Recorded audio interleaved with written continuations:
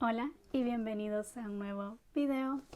Hoy les traigo el resumen del libro Dopamina, un libro escrito por Daniel Lieberman, que es médico psiquiatra, y Michael Long. Michael Long es físico y escritor.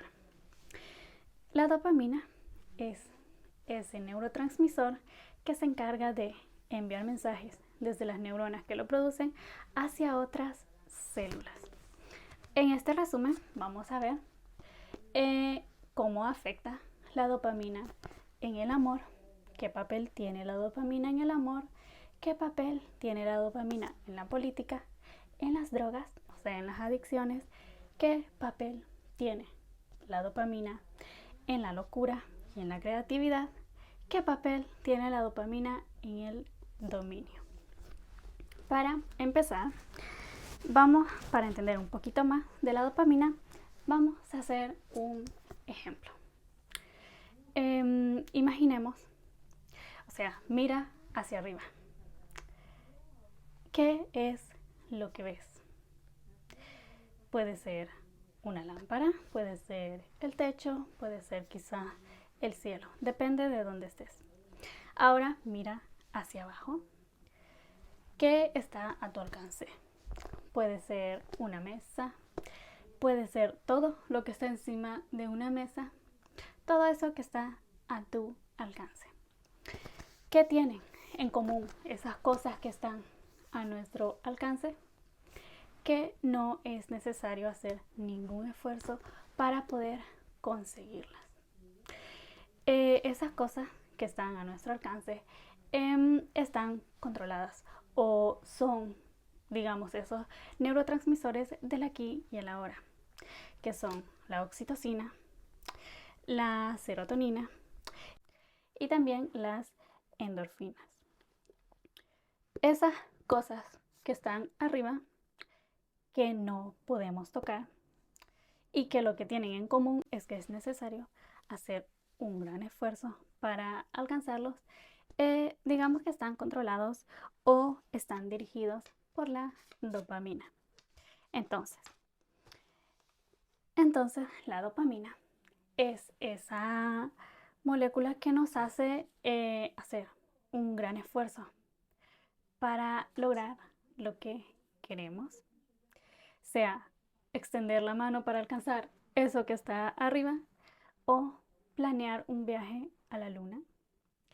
La dopamina nos impulsa a buscar cosas que no podemos obtener en el aquí y en el ahora, que es necesario hacer un gran esfuerzo para poder alcanzarla. Cosas que no siempre pueden ser materiales, también pueden ser cosas como el amor, el conocimiento y también el poder. La dopamina es esa molécula que si sabemos usarla, que si sabemos cómo controlarla, nos puede ayudar a alcanzar grandes cosas. Por el contrario, si no sabemos controlarla, la dopamina puede acabar con nosotros, como en el caso de las adicciones o las drogas. Vamos a ver qué papel tiene la dopamina en el amor. Porque casi siempre el amor se termina. Porque hay algunas parejas que logran hacer que el amor perdure. ¿Y qué papel tiene la dopamina en todo esto? Para empezar, la dopamina fue descubierta en el cerebro en 1957 y comúnmente es llamada la molécula del placer porque activa los circuitos de recompensa. Pero la dopamina no se activa en sí con el placer, con la recompensa, sino con la búsqueda de ese placer, con la búsqueda de esa recompensa, con aquello que es inesperado. De hecho, en un estudio realizado por Wolfram Soon, actual profesor de neurociencia de la Universidad de Cambridge.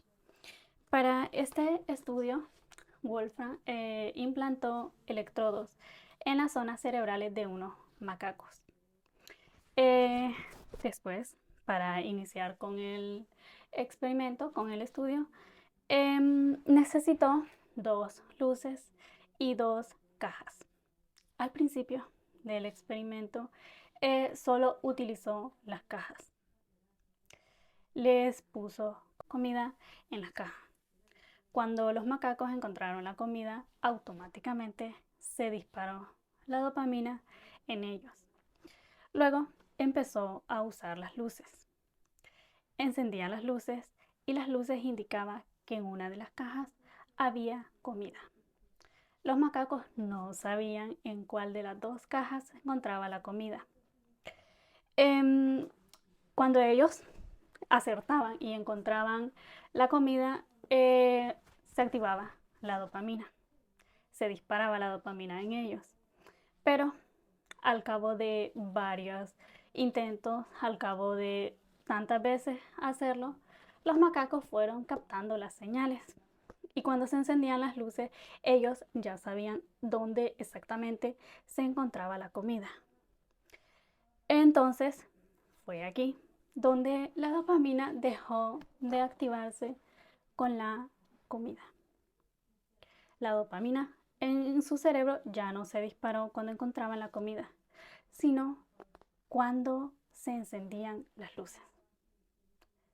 La dopamina pasó a dispararse cuando se encendían las luces, no con la recompensa, sino con la posibilidad de una recompensa. Y encender las luces significaba que probablemente había una recompensa. Entonces fue aquí donde la dopamina ya no era la de el placer, ya no se activaba con la recompensa, sino con la expectativa, con la posibilidad de una recompensa. Entonces, ¿por qué se acaba el amor? La dopamina juega un papel fundamental, importante, al inicio de la relación o durante el enamoramiento. La dopamina es aquella que nos hace sentir curiosidad por esa persona que nos atrae. La dopamina es la que nos hace querer saber más de esa persona, querer buscar a esa persona. Es la que nos impulsa, es la que enciende la chispa. Ahora bien, ¿qué pasa cuando ese amor, esa chispa, eso que tanto queríamos, ya se vuelve conocido? Es aquí donde la dopamina ya deja de funcionar, porque aquello que nos generaba expectativas ya es algo conocido. No nos genera curiosidad, porque esa posible recompensa ya la tenemos, ya es conocida. Es aquí donde se acaba la dopamina. Y es aquí donde muchas parejas terminan. Ya no hay aquel deseo, aquella curiosidad por esa persona. Y muchas relaciones de pareja fracasan. Según la antropóloga Helen Fisher, ella es una experta en temas de amor.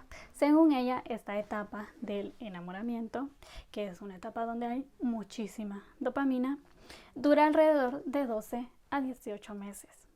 Y es aquí donde nos toca elegir. Es aquí donde nos toca elegir si queremos seguir con esa persona que ya conocemos o queremos seguir experimentando los placeres de la dopamina con otras personas. Sin embargo, hay parejas que logran pasar esta etapa. Hay parejas que logran hacer que una relación dure más, que no solo se quede en el enamoramiento. ¿Qué es lo que hacen estas personas para que la relación dure? Para que aún pasados los efectos de la dopamina, la relación perdure.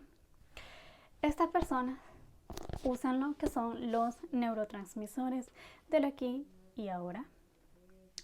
Recuerdan que al inicio del video les dije que la dopamina era aquello que estaba arriba y lo que estaba abajo a nuestro alcance son los neurotransmisores del aquí y ahora. Esos neurotransmisores son la oxitocina, que la oxitocina se activa cuando estamos en un ambiente de confianza, con personas que nos dan confianza. Y también la serotonina, que la serotonina es la encargada del apetito y también del apetito sexual. Y las endorfinas, que las endorfinas son la versión cerebral de la morfina, que la morfina es un calmante, es un analgésico. Quita el dolor. A diferencia de la dopamina, estos neurotransmisores del aquí y ahora solo se pueden experimentar aquí y ahora. Por ejemplo, la oxitocina se libera con caricias, cosas que solo podemos hacer aquí y ahora. Mientras que la dopamina está siempre orientada al futuro. Entonces, en una relación, la dopamina es ese punto de partida necesario para encender la chispa, pero no es el punto de llegada. Los efectos de la dopamina en el amor se terminan. Vamos a ver ahora qué papel tiene la dopamina en las drogas. Este ya es otro capítulo del libro. Las drogas. La dopamina se activa en varios circuitos del cerebro. Y uno de esos circuitos es el circuito mesolímbico, que este es el encargado de la recompensa, del aprendizaje asociativo y de la motivación. Es también llamado el circuito del deseo. Tanto el amor como las drogas activan este circuito del cerebro, activan el circuito del deseo. De hecho, el efecto que tienen las drogas en este circuito es mucho más potente que cualquier otra adicción. Es mucho más potente que la adicción a la comida o que incluso la adicción al sexo. De hecho, Alan Leshner, científico estadounidense y ex director del Instituto Nacional de Abuso de Drogas de Estados Unidos, él dijo que la dopamina lo que hace es que secuestra el circuito del deseo. Cuando tenemos hambre, sentimos aquella necesidad de comer. Cuando comemos, el hambre se va, porque el circuito del deseo ya ha sido saciado. O sea, el cerebro activa los circuitos de la saciedad, ya no quiere más comida. En el caso de las drogas, como estas secuestran este circuito, entonces es imposible saciarlo. No hay forma de saciar este circuito y siempre va a pedir más. Es por eso que las drogas son tan adictivas. ¿Qué es lo que hace que una droga sea más adictiva que otra? La capacidad que tiene para activar la dopamina en el circuito del deseo.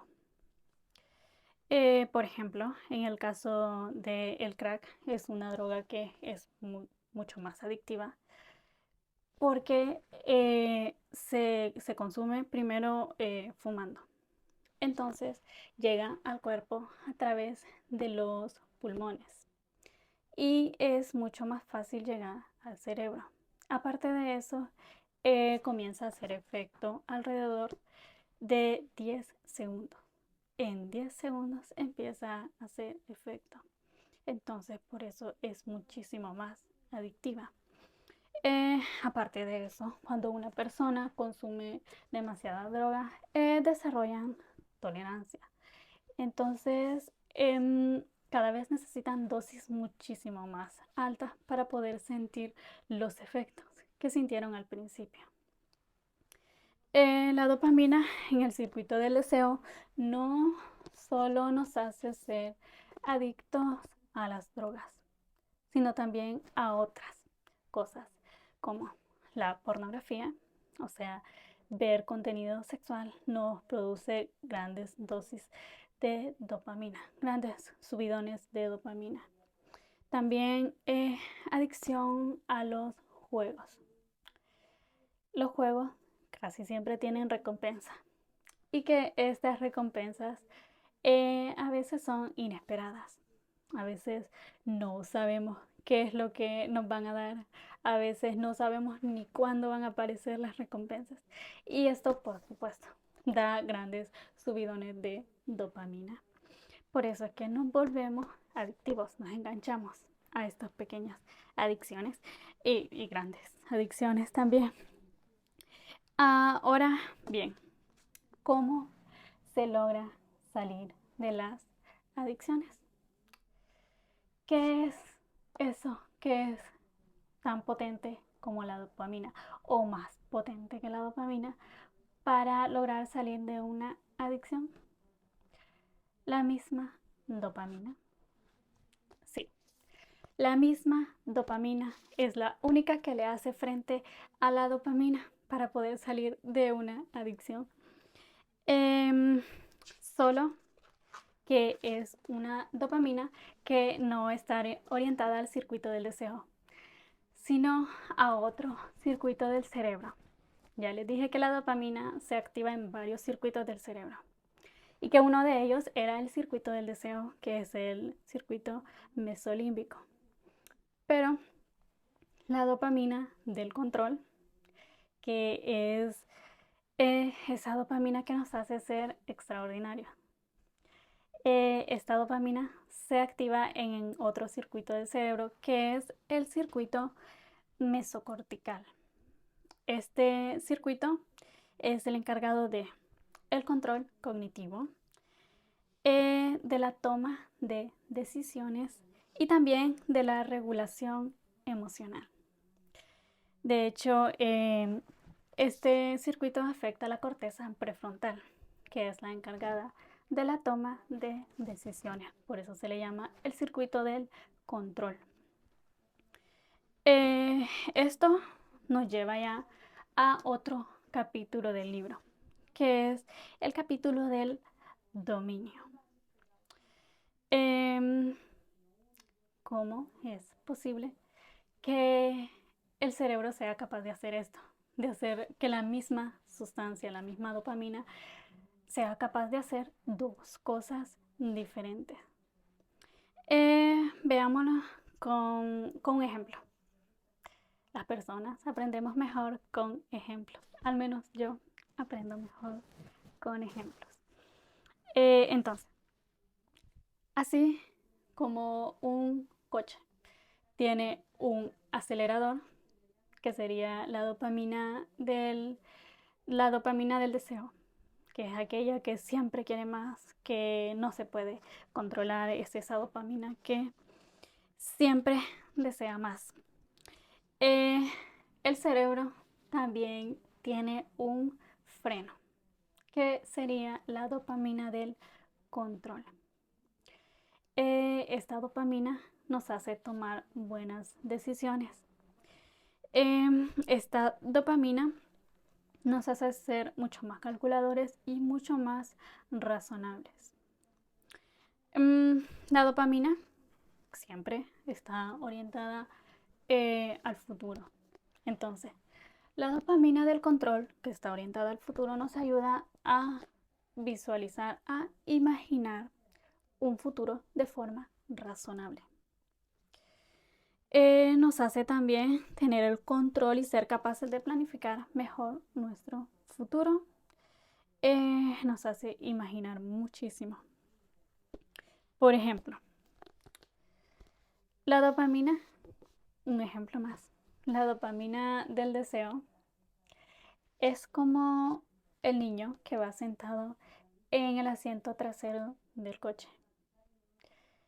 Es ese que cada vez que ve una juguetería pide y quiere más, aún teniendo, quiere más. Es ese niño que cuando ve un McDonald's pide más, quiere más. Mientras que la dopamina del control vendría a ser el padre del niño que va al volante y que es el encargado de decidir qué le conviene a ese niño y qué no le conviene a ese niño. Ese es el papel de la dopamina del control. La dopamina nos permite dominar nuestro medio. Gracias a esta somos personas mucho más tenaces. La tenacidad es esencial para poder lograr objetivos, tener esa capacidad para perseverar. Nos permite ser mucho más persistente cuando queremos alcanzar algo y por eso es que necesitamos la dopamina para poder lograr objetivos. Ahora bien, ¿qué pasa cuando tenemos demasiada dopamina en el circuito del control? Cuando hay un exceso de dopamina en el circuito del control, las personas se pueden volver adictas al logro, adictas a los objetivos y no disfrutan de las recompensas porque la dopamina inhibe los neurotransmisores del aquí y ahora y no nos permite disfrutar del aquí y ahora. También cuando hay demasiada dopamina en este circuito, como es el encargado de la regulación emocional, las personas pueden perder la capacidad para mostrar sus emociones. Ahora en el caso contrario, ¿qué pasa cuando hay poca dopamina en el circuito del control? Que el trastorno por déficit de atención con hiperactividad se da porque hay alteraciones en el circuito del deseo. Y las personas cuando sufren este trastorno tienen aversión a la recompensa. Casi nunca terminan lo que han empezado a hacer. Y la función del circuito del control es mantener a raya al circuito del deseo. Entonces, al haber poca dopamina en el circuito del control, no puede mantener a raya al circuito del deseo y no logra controlar los impulsos asociados al trastorno por déficit de atención con hiperactividad. De hecho, este trastorno es mucho más frecuente en niños porque la corteza prefrontal, que es la encargada de la toma de decisiones, se desarrolla plenamente a partir de los 30 años, o sea, cuando llegamos a una edad adulta. Y es en la corteza prefrontal donde actúa el circuito de control. La dopamina también tiene que ver con la enfermedad de Parkinson, con el mal de Parkinson. Solo que no es en el circuito del deseo, o sea, en el circuito mesolímbico, ni tampoco en el circuito del control, que es el circuito mesocortical. Es en otro circuito del cerebro, que es el circuito nigroestriatal. Este circuito es el encargado de el control motor, y la coordinación. Entonces, la falta de dopamina en este circuito hace que las células encargadas del movimiento no envíen mensajes adecuados a los músculos. En todo esto tiene que ver la dopamina. Vamos a ver ahora qué tiene que ver la dopamina en la creatividad y en la locura. Este ya es otro capítulo del libro. Creatividad y locura. Todo, tanto la creatividad como la locura, tienen que ver con la dopamina. La dopamina contribuye a la creatividad. La dopamina nos permite imaginar lo irreal y por tanto crear. La creatividad es esencial. Las personas se vuelven genios cuando tienen una gran capacidad para crear.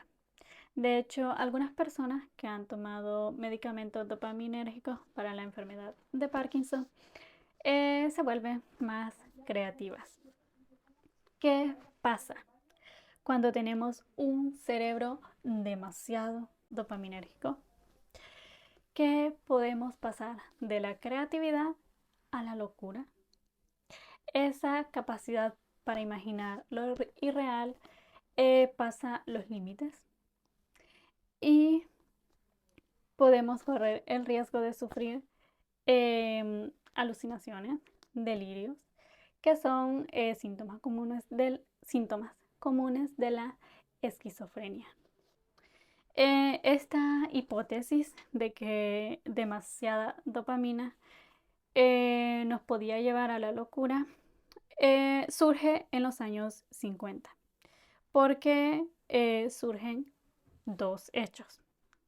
Primero, que la anfetamina, que es un estimulante, induce o exacerba la psicosis, que ese es un estado mental de los delirios, estado mental de delirios.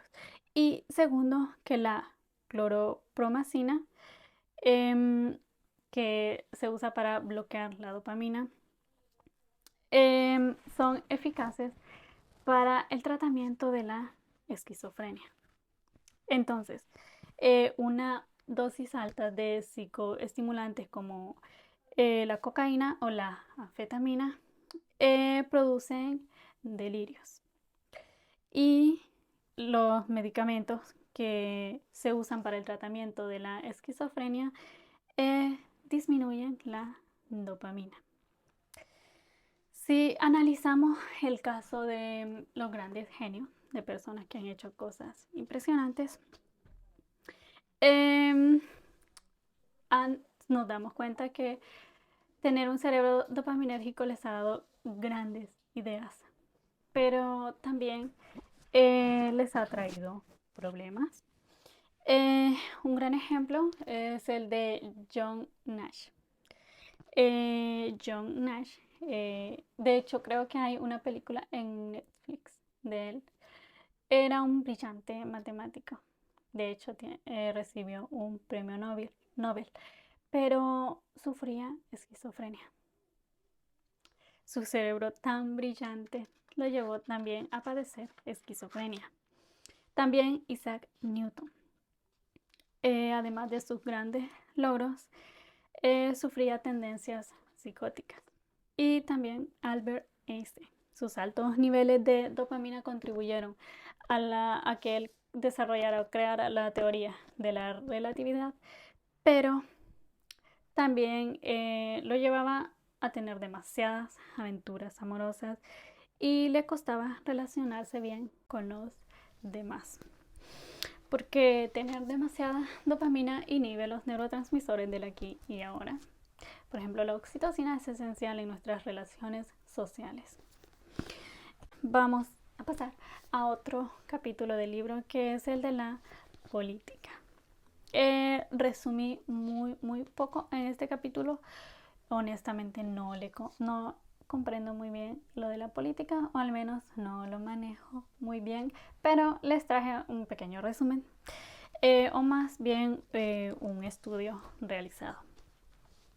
En abril de 2002 se publicó un informe de investigación escrito por el grupo de investigadores de la Universidad de Mancomunidad de Virginia.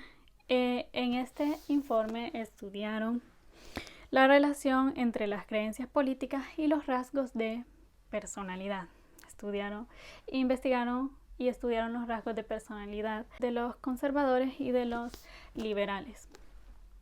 Los investigadores vieron, según este estudio, que los conservadores tienden a ser impulsivos y autoritarios, mientras que los liberales tienden a ser sociables y generosos.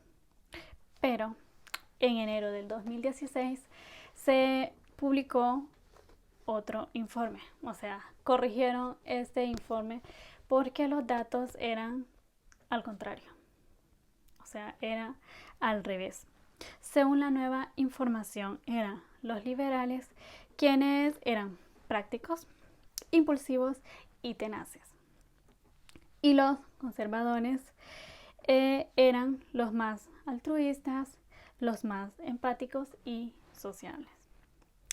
En resumen, según los nuevos resultados, las personas más dopaminérgicas tienden a usar los riesgos, a ser más autoritarios.